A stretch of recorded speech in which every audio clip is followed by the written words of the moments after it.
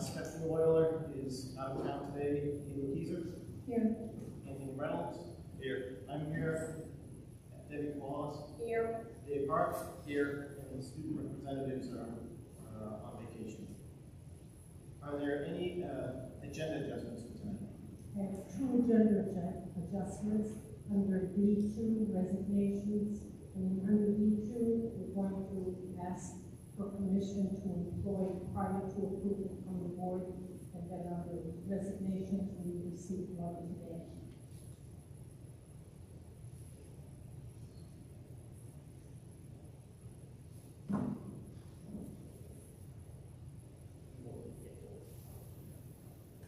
So, to have a motion to approve the agenda adjustment?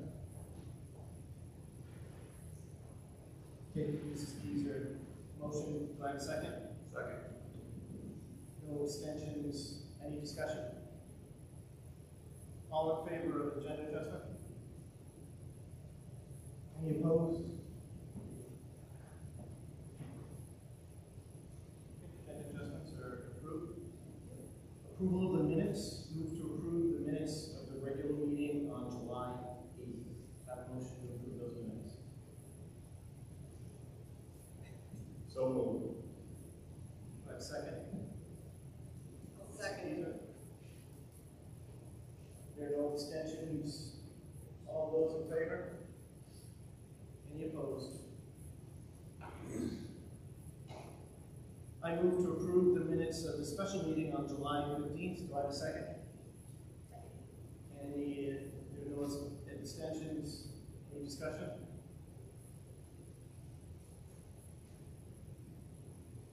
All those in favor? Not opposed. I move to approve the special meeting on July 29th. Do I have a second?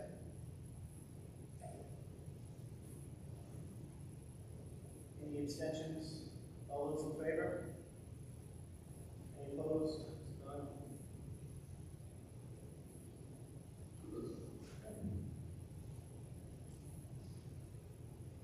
Please approval of the minutes. Moving on to proclamations and presentations. Committee acknowledgement. The chair is absent tonight, so the chair will address any public comments from last meeting during the September committee meeting. Are there any other acknowledgements? Mr. Reynolds? Yeah, I'd like to thank Mr. Holyoke. He's doing a great job, and all of his helpers. And there's a lot of kids that help him, even coaches that are helping him. There's 14 rec athletes that made the states, so they'll be racing to the states this week. Saturday, yeah.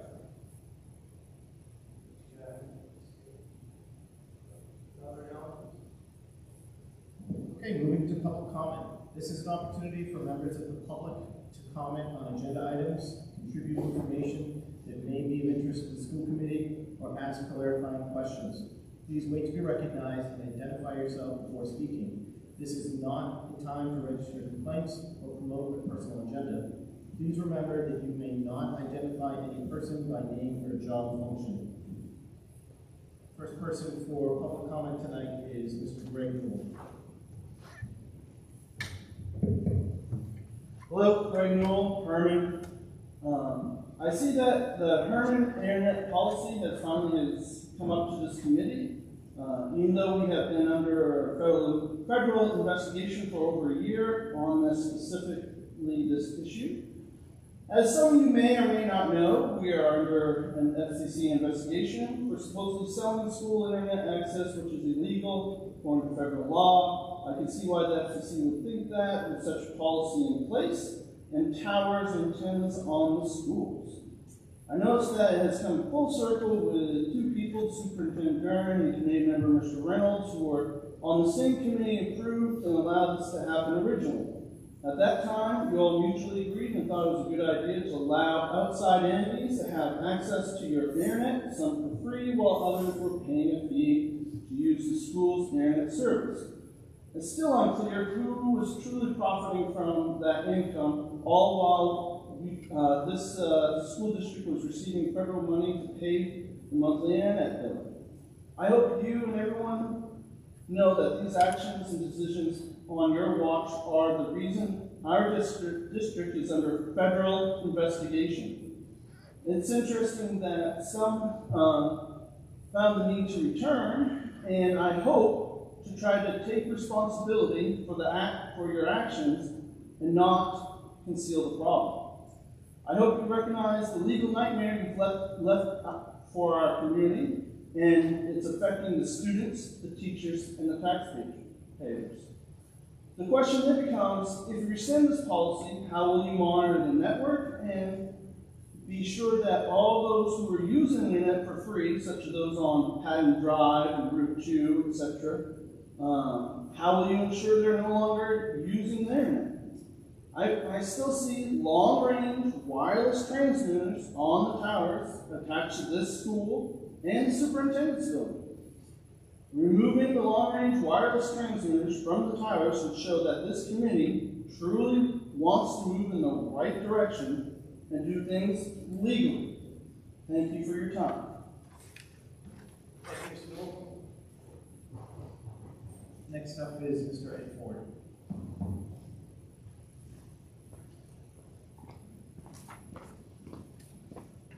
Good evening, I'm Ed Ford in Hermon. First, on April 20th, the school board, chair signed an agreement with the outgoing superintendent. A couple months ago, I mentioned that this amount of money was $65,000. I just saw it in the cost center. I'm just curious, I had a couple of questions that, number one, if we'd be able to get an explanation on why that money was paid out. This was a resignation, and the superintendent's contract said, once you have a resignation, off you go. There are no other issues there. So I'd like to know what it was that the chair saw there, because quite honestly, she made the decision by herself without any input from the school board, and there was no vote. Number two, I'd like to see, were there any claims at that point made against the employer from the outgoing superintendent? And number three, I'd like to know why that uncontested unemployment was granted on this agreement, this resignation agreement of some nature. Number two, I'd like to just ask about you're going to look at the Code of Ethics this evening. The last piece that's on there that talks about not taking notes, records, or a form in any manner. I'd like to know where this came from. Not state law. Main school management doesn't even ask for this. All they ask for is no public record. If somebody's taking notes or some sort of recording, those are not public records. So I'd like to know just what was the genesis of, looks like S. I'd just like to know where that came from. Again, it's not even in the main statute. And there are times where students and employees will go into an executive session with the board. Will they be held to the same standard? You're going to ask employees to go in with some sort of issue into executive session. Are they going to be required not to take any notes of any nature or bring anything to write in with them? I'd really like to see if that is clearly what the intention was. And so, going on that, the state law talking about public records and proceedings, this is right from state law. Legislature finds and declares that public proceedings exist to aid in the conduct of the people's business. Keep in mind, executive sessions are right in the middle, public proceeding, and it's followed by a public proceeding. So it's not like out of the way where all of a sudden it's not part of it. It is part of the public proceeding, even though the material in the executive session are not public. It is the intent of the legislature that their actions be taken openly and records of their actions be open to public inspection and their deliberations be conducted openly. Again, I'm not saying that material that's in the executive session should be examined. That's not what I'm saying. But also state law talks about, number one, executive session. Yep. Not to defeat purposes of this subchapter, an executive session may not be used to defeat the purposes of the chapter that I just read. So those things, I'd just like to know where that came from at that point. Thank you for your time. Thank you. Next agenda item is item 7, personnel. Do we have any public comment related specific to personnel actions in the agenda? Okay, first section is A, resignations, with the agenda adjustment of the third person. Yes, we received resignations from Vanessa Cronk, our special services secretary, Brooke Dupuy, a Hermon Middle School foreign language teacher, and Scott Adams, the bus driver.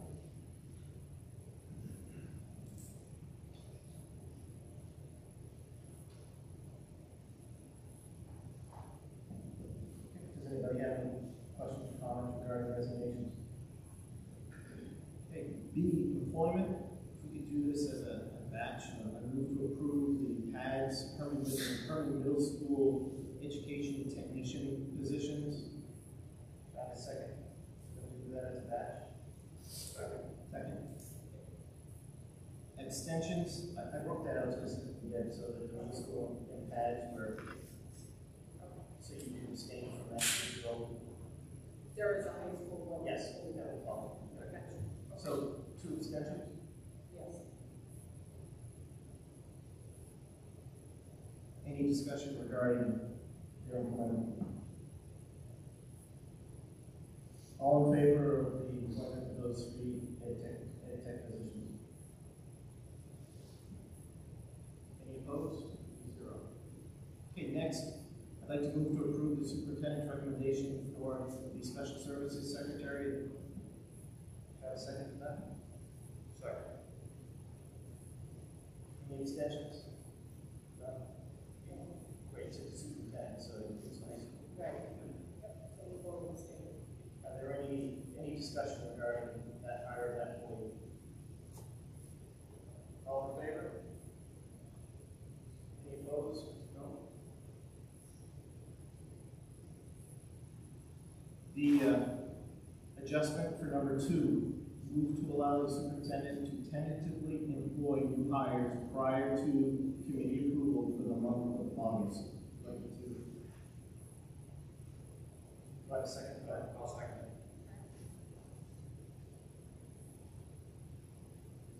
Prior to the conclusion of for the month of August.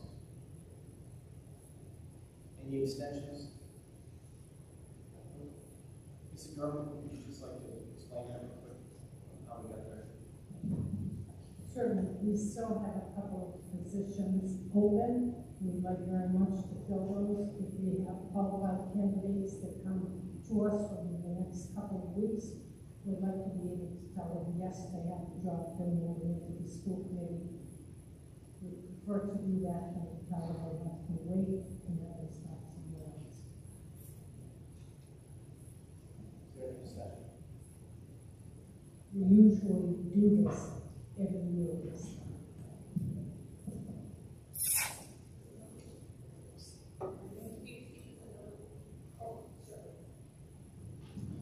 Those in favor? Opposed?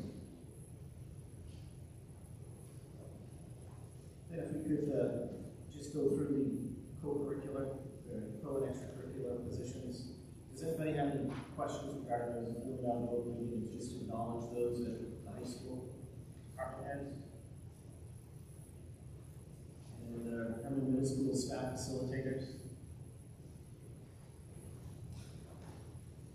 And PAD staff facilitators, class advisors for the high school, the high school other co-curricular, the middle school other co-curricular, the IEP coordinator, mentors, recertification, athletics at the high school, and athletics at the middle school. Does anybody have any questions or comments regarding that?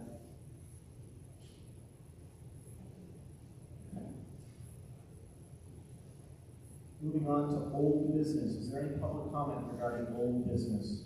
The agenda items, old business.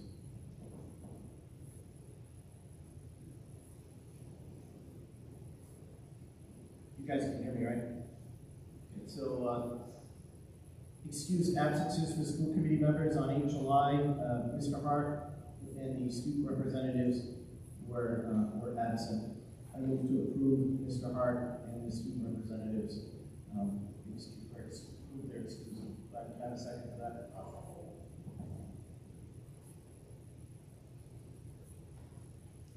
There's no abstentions. All in favor? None opposed. B, reading of policies.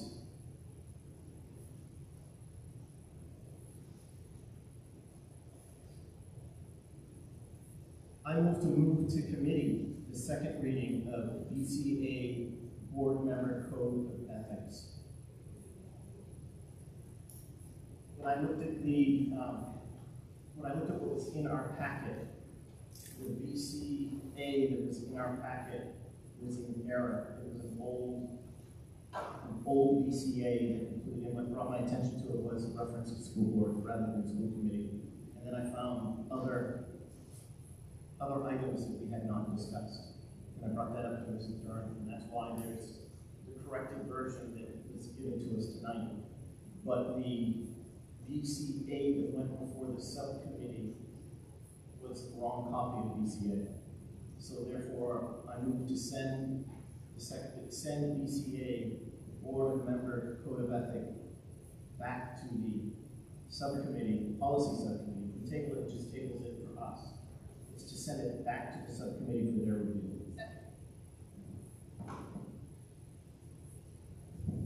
Any extensions? No extensions? Go ahead with the discussion. May I just explain, that's what happens when you have your awesome assistant not in the office to help you sort out which one is new, which one is revised, which is old. It was not Mrs. White who did that, but you can see why I miss her. Are there any other discussion points? Okay, all those in favor of moving the policy BCA to the policy subcommittee? All those in favor? Any opposed?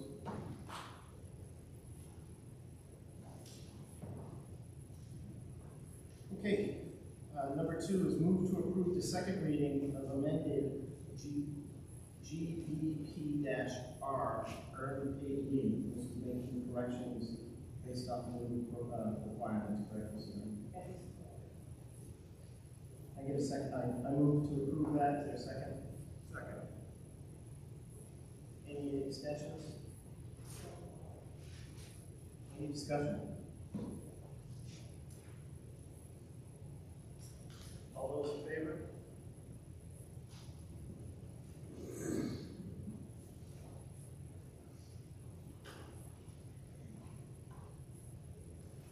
Item 10, new business. Do we have any public comment regarding agenda items listed under new business? And Mr. Ford. Just had a quick question, Ed Ford. If you move to approve this first reading, does it automatically go back to the policy committee prior to the second reading? Yes. You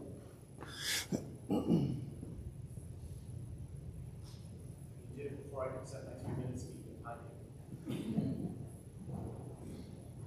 Mrs. Haggerty.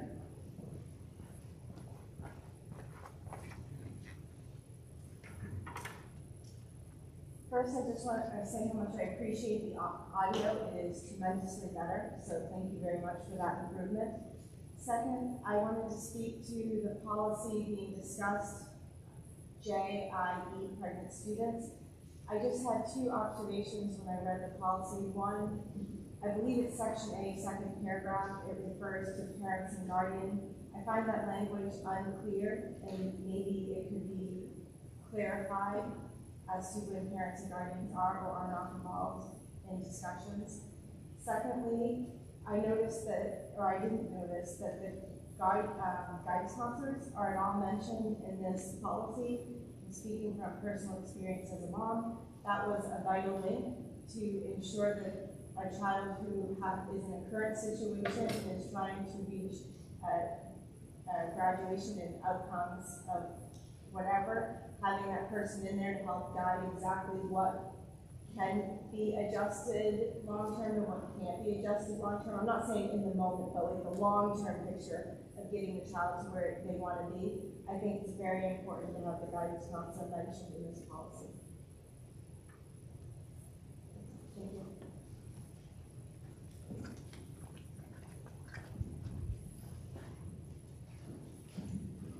Any other comments? Okay, item A under new business, Maine School Board Association Annual Delegate Assembly. Mrs. Teaser, I know you did that last year. Would you like to do that again this year? I think it's, our experience was that, you know, the resolution and adoption for the delegate assembly can be very important. And is that just an area that you'd like to be involved in this year? If anyone else is interested, I'm welcome to that. And anyone else is telling me? Sure.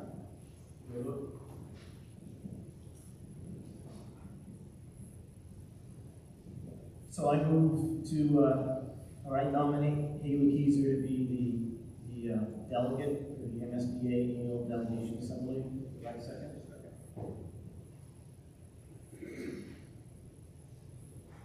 Any extensions? No extensions for that? All in favor?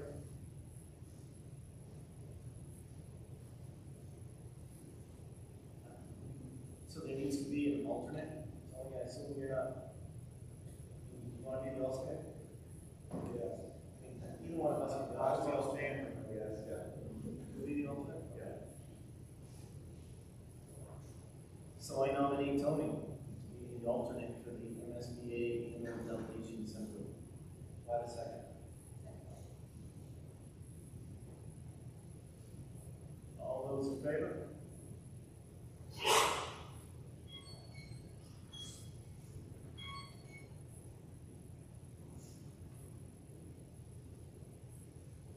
Okay, reading of policies. We have policies 1 through 3 that are GCF related for our superintendent. And I just want to say that by our vote tonight, we are acknowledging that we have reviewed these policies. It's a requirement when we're doing the hiring process for the superintendent that we review the policies. So I just wanted to state that as a function of your vote tonight, you're acknowledging that you have reviewed those policies. So these are first readings. Do I have would anybody move to approve the first reading of GCF, professional staff hiring? I'll make that motion. Is there a second? Any extensions? Do we have any discussion regarding GCF, professional staff hiring? All those in favor? Any opposed? I move to approve the first reading of GCFB, recruiting and hiring of administrative staff. Do I have a second? Any abstentions? Do we have any discussion regarding GCFB? All those in favor of GCFB? There are none opposed. I move to approve the first reading of GCFBR, recruiting and hiring of administrative staff, administrative procedure. Do I have a second? Any extensions? Any discussion over GCFBR? All those in favor?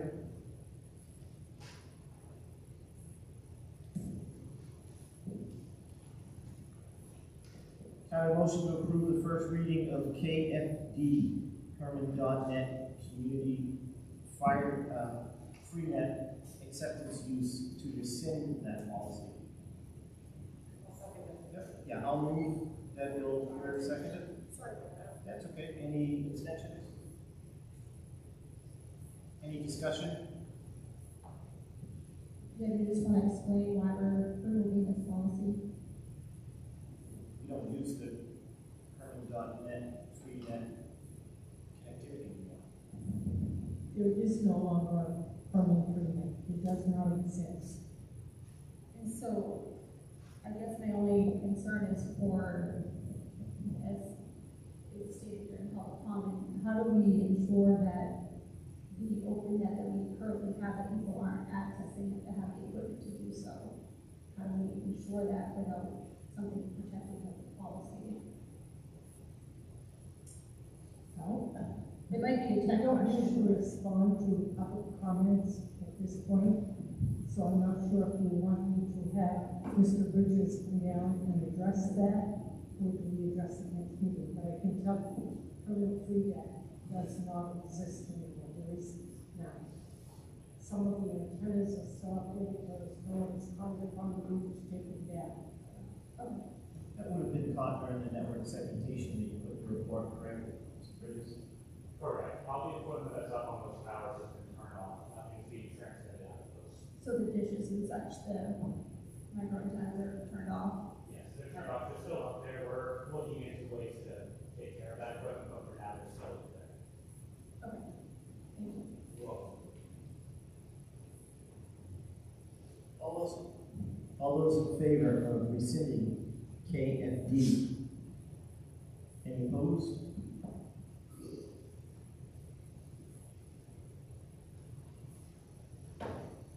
I move to approve the first reading to amend GCSB, use of social media by school employees. Do I have a second? I'll second it. Any abstentions? Any discussion on that?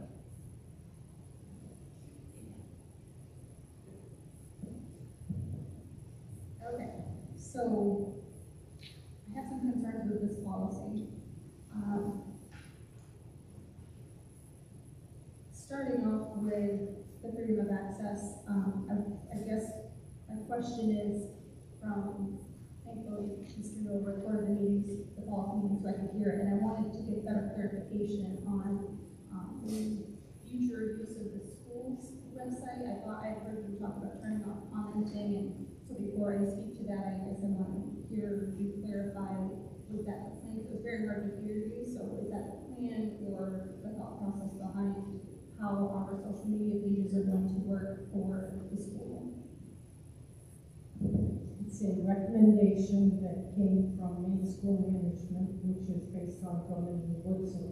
And the purpose behind that is because there was a national lawsuit where people were commenting, and at least one commenter, or commentator, however you want to word it, was frequently making remarks that were not conducive to what they were trying to do with that webpage. And so the administrator of the page chose to turn that individual's comments off. That is a violation of First Amendment rights, because if the page is open to comments, then it's open to everyone's comments. And so the recommendation is that we use our web pages as outgoing information portals for people so they can see what is going on, but to lessen, by all means, or as much as possible, the opportunity for someone to be disgruntled, and rightly so, if they're not treated the same as everyone else. That's what I thought I heard you say. So with that, I guess I have a few concerns. Freedom of access is very clear. The statutes are very clear about making sure that people have a right to communicate, to be involved, to be heard. Maine passed a law, LD 870, in June, talking about and making sure there are protections for the freedom of speech and to stop the frivolous lawsuits that some schools and other places are taking out against those who comment on social media. That being said, one of my biggest thing that I advocated for is to improve communication and transparency and turning off the ability for parents to often praise teachers and praise and say good things about our school and give feedback in live time on social media. To turn that on, I think would actually is going the opposite direction of what we're trying to and certainly an advocate for is having our community be involved and feel that they're involved and feel that their voices can be heard. Most of them don't want to stand at that podium. I don't know anyone who enjoys going down there and talking. It takes a lot of bravery to do that. So social media is one of those platforms where parents can chime in and be heard as a community. So I'm very fearful of supporting turning off the community's voice in social media, and I actually feel that that will, even if you do it, if you want to use the word inclusively, so nobody can talk. I think we're setting ourselves up for future lawsuits by cutting off that line of communication. When we're talking about this, we're only talking about comments underneath the post. So, if a parent or a community member has a response to the post that I'll just use a principle, a member of the administration posts and does not put open to public comments, if a parent wanted to respond to that administrator, we can still do it through private message function. Right? It's just not publicly seen. Yes, but they have a right to be heard. They have a right to say, well done, so-and-so teacher. I mean, they have a right to address concerns as well. That is our First Amendment, and we need to protect that and take that seriously, whether it's on social media or not. I don't disagree with you, but the concern I have is that the negatives will force administrators not to post information. They don't want to have to deal with the negative that happens. And as a result, we'll actually have less communication. So we'll be less likely to want to post some of those things and receive public negative comments. Either way, they have a right to express themselves and to be heard. And I don't spend a ton of time on social media, but I can hardly see that if an administrator posts something positive, that the community would obliterate them for something positive. I haven't personally seen that. I'm not saying it doesn't happen. I'm saying if it does, it's the person's right to do so. It sounds like you do support turning off the comments. I do support turning off the comment if it is a school-based social media page and they announce something and it's meant to be a public communication to inform the community.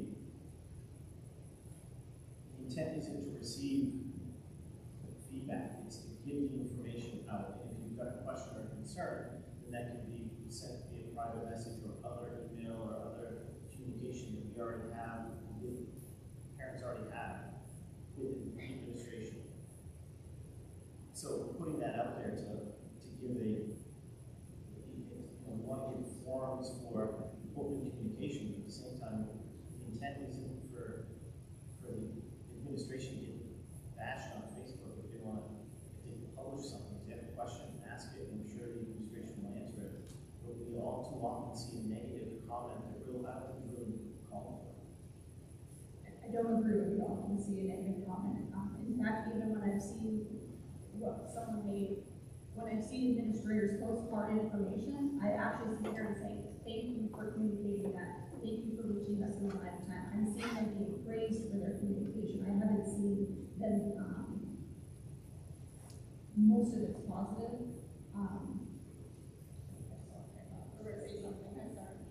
I'm just going to say, I agree with you in that we do not want to shut people off at all, and we certainly do want to respect First Amendment rights. We are not shutting off First Amendment rights, and that they can still email the administration, pick up the phone and call the administration, put on their own pages. If you see something that you want to comment on, you could put it on your own Facebook page and say, you know, congratulations, or I heard this, or I saw this. We absolutely want to continue to keep communications open. The reason this is in front of you is because it was recommended by Drummond Woodson, who are our attorneys, who was passed on to us through main school management. But as you know, it will go back to your professional discussions committee, and I would think that they're going to take all of your comments into consideration and try to figure out what is the best direction.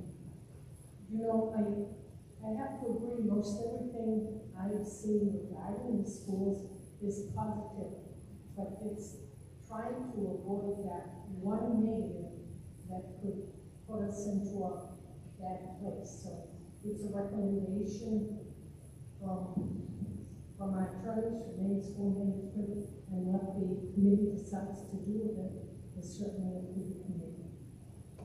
Sorry, Excuse me, Chair. I'm sorry. Just- The public comment had already been closed. Okay. in this section. All right, Thank you. don't worry about the kids' social media and their programs.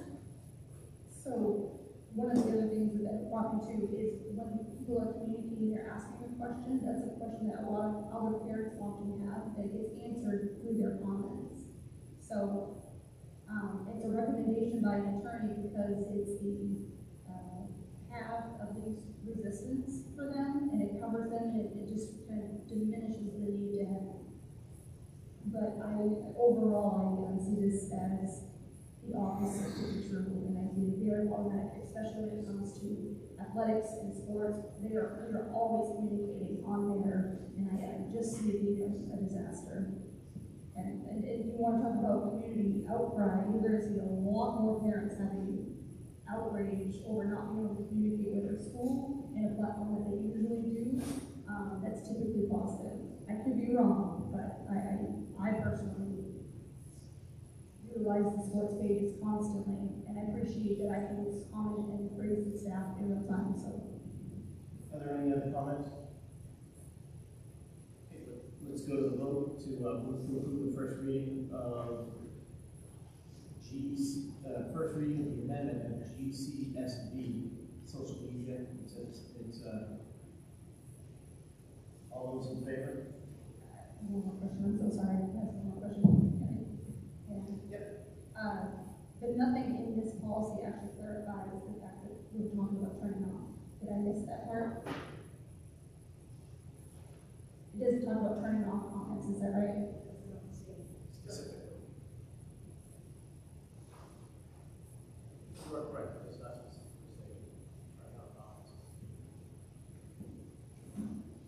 Okay, all those in favor? Any opposed?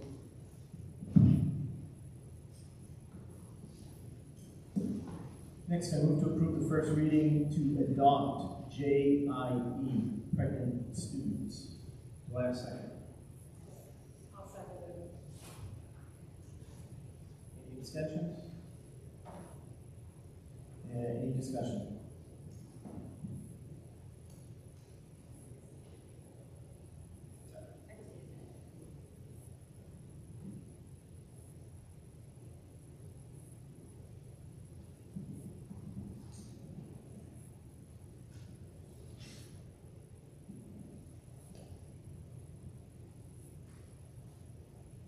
Okay, without any further discussion, all those in favor? Those opposed? Good.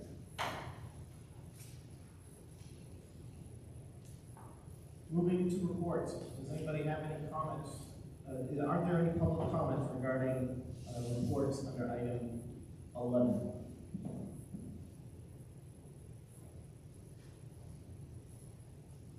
Mr. Jordan, are there any comments regarding the administrative reports?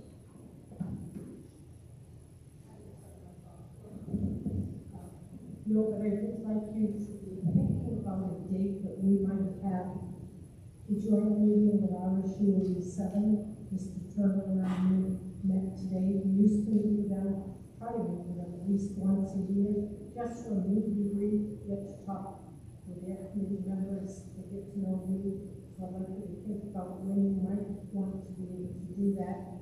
The other thing I'd like you to think about is moving our school committee meetings to the library. The acoustics are nicer in a smaller room. More importantly, I would like these lights on my face. With the number of guests that we've been having, usually the last couple of meetings, about a dozen, we can accommodate that very well in there. They certainly record meetings in there, and I just would like you to let me know whether or not that's something you're interested in. And the last thing I'm going to mention is the professional discussions committee, which I mentioned to you before. We have been in violation of that negotiated agreement and the way that we need to discuss policies prior to bringing them to the board.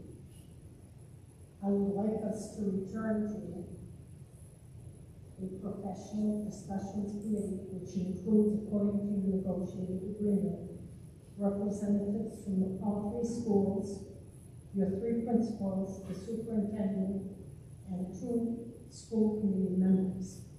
And I see no need for us to publish that agenda ahead of time. It's truly, it's an after-school meeting. It was always meant to be a meeting after school with professional staff. It's not going to in any way eliminate the public being made aware of the comments coming to the board. As you know, they see the first and second reading, but it would free up some time from the people who are trying to arrange these meetings. It would certainly free up time from Mrs. White trying to get agendas published for what's technically a staff meeting.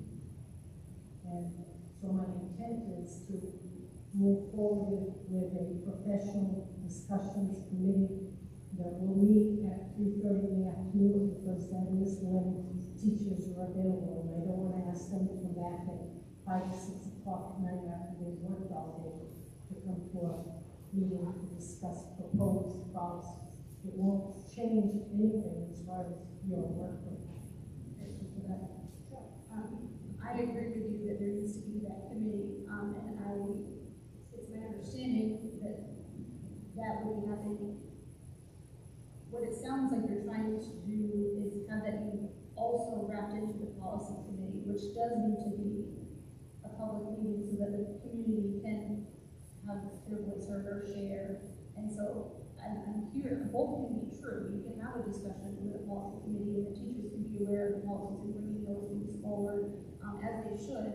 But we do need to be in compliance with having our policies be open to the public. Those are public meetings, and you can ask Brenda Kelty, the ombudsman, who will tell you 3 entities, yourself and 2 other staff. Those are employable meetings, and the requirement is, I mean, she's very clear, and I look forward to meeting with you. That's helpful. So are you saying that you're going to, in addition to that, have policy committee? No. That would be one meeting. That would be the policy committee meeting. And people are welcome to attend it. Well, but you just said they would be after school meetings, They staff. are at the school. Staff without an agenda, so it would lessen the load and all of those other things. There will be an agenda. It will not necessarily be published 48 hours in advance and posted on the internet. There will be an agenda, because we need to know, as well as anyone who might want to come to those meetings, that there is no legal requirement for a policy subcommittee. FOIA law is very clear when it comes to public meetings and the timeline and the agendas. So it's 3 persons, it's not 3 elected officials, 3 governmental persons. So. Well, it is. You just said there was no law. There is a law that it clarifies. The policy committee, I see what's happening, and it's concerning. We can't be talking about sides of our mouth. We're having a policy committee. They're going to be posted, and they're going to be public, while also saying We don't need that people chiming in or what. To open a public meeting for them to attend, there's no requirement to provide a platform. Public comment. Public comment during your professional meeting. So we just worked the last 2 years to make an advocate for public comment to be at subcommittee meetings, so that needs to be recorded to get to. We have public comment here, this meeting is fully intended for the public. But it's already a first reading when it comes here. That's been the issue. That's been the issue, is that the work is supposed to be done in subcommittee. They're not supposed to come here and still be editing. You can, but it's not ideal. So the public is getting a chance to see the policy, see information, and share their voice and have it edited at the subcommittee before it comes to us. You're stripping away that layer, and it's just. I don't think we're stripping away the layer as we look at it. I think we look at where is the work being done. The work is being done by the administration, and by the people who work at the school. So by having it that is in conjunction with the school makes sense. It's open to the public. It's one of their professional development, their professional discussion committees. To have a second committee will only complicate it. So if we want to have full teacher involvement and get the fullest view of policies, and I think that's the best way to go. I don't disagree that they can be there. My concern is that we're saying we're not going to have them have an agenda posted 48 hours in advance or posted on the internet so that people know in advance. That's what I'm hearing. They are scheduled well in advance. We're changing the dynamic of the subcommittee. We have, the dynamic of the subcommittees have been changed. When do we vote on that? We haven't voted on it, but the very dynamic of the subcommittees have changed. So is that going to be true for other subcommittees, that we're going to change the dynamic of, say, technology, and I'm going to invite community members to be part of that again? I think the timing of the technology is intended to be a work session that includes members of the school department. So the criticism of they are right after school, and therefore the public can't attend them. It's not that the public can't attend them, they can attend them, and they're encouraged to. But the intent is to get the professionals in the school department that have all the information at the table and trying to come to a meeting that meets the needs of a dozen citizens, and then we have 24 administration. There has to be some working function there. That's the point of this meeting, these nights, so that we can have full resident involvement. But to actually get to this point, I think we need to cater more towards those who are actually doing work. And I think that's where we're going with this, is we're catering to those that are actually doing the majority of the work. I would have a concern about the professional discussions committee going over a policy, looking at it, making recommendations, then going to a policy subcommittee and having changes made, because then we have to go back to the professional discussions committee, the people who are responsible for enforcing those policies and working those policies every day. So the idea is really to get and make sure we're making it as convenient as we can for those people.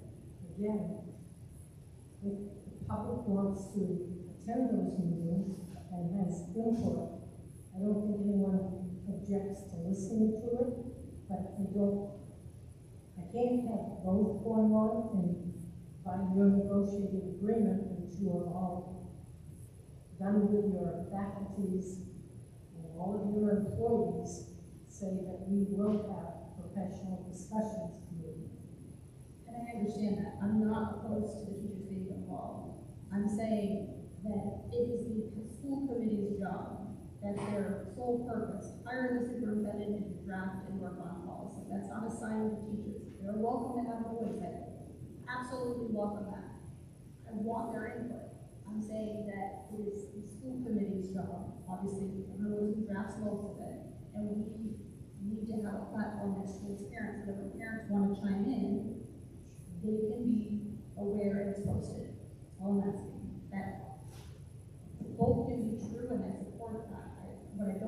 ours is saying it won't be posted and that the community won't be aware. And that's what I heard. Mr. Reynolds? Nobody's trying to hide anything on anybody. No, but I just want you to feel, I mean, this is, that's why we have a first reading and a second reading. There's plenty of time to go over all this stuff. We've already sent one back to the committee. So I just don't see what the hang-up is where there is a first reading and a second reading. I think that when it comes to a first reading, then there's really no, it's different too when we have a board that's willing to send it back and to work on it. We haven't necessarily had an agreeable board that will do that, so that's been part of the problem, okay? So, I'm not saying anyone's trying to hide anything, I'm trying to improve, everybody being involved and feeling that way. Any other comments on the superintendent's report, Mrs. Durham? Are there any other comments about the reports that were provided? I have a question about the community location. Is that something that we're going to vote on, and will we need to change the setup of the library for having meetings in there? It was an idea that's been proposed. I think it needs to be discussed with the chair. I'm not prepared to make that decision of moving to the library tonight. I think the chair needs to be fully involved in that. I'm not opposed to it. I support it, but and I don't think that the location necessarily needs to be voted on as long as it's a acceptable location. Any other comments regarding reports? Go ahead. Thank you. My other question was, we had voted last year, I believe it was, but don't quote me, about recording subcommittee meetings, and because they are free persons and they're public meetings, and it helps for people who can't come, maybe the parents who can't come at 3 o'clock. Is that something we can do going forward and be compliant with the school board did vote to record the subcommittee meetings?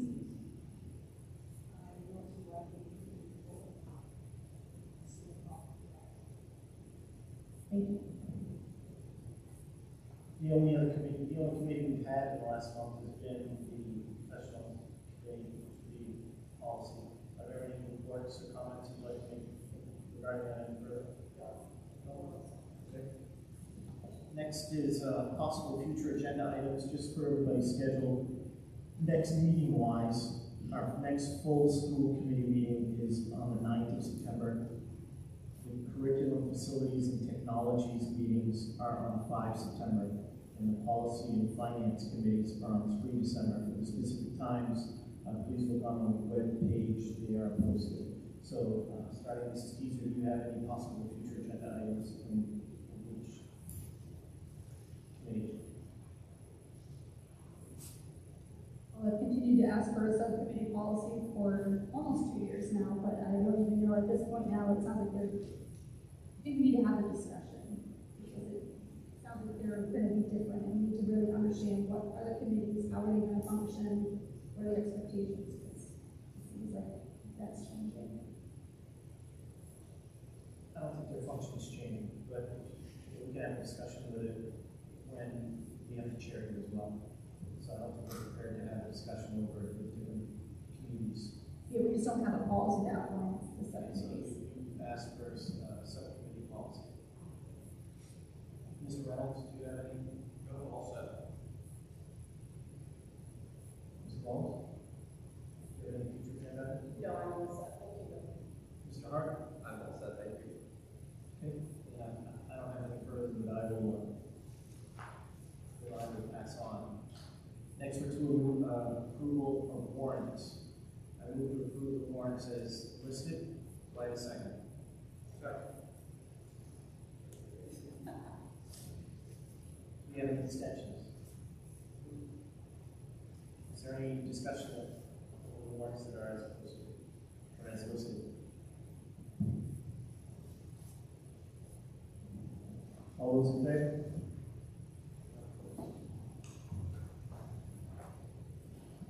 Okay, could I have a motion to adjourn? Second. Second. This person second. Any abstentions? Any Any discussion?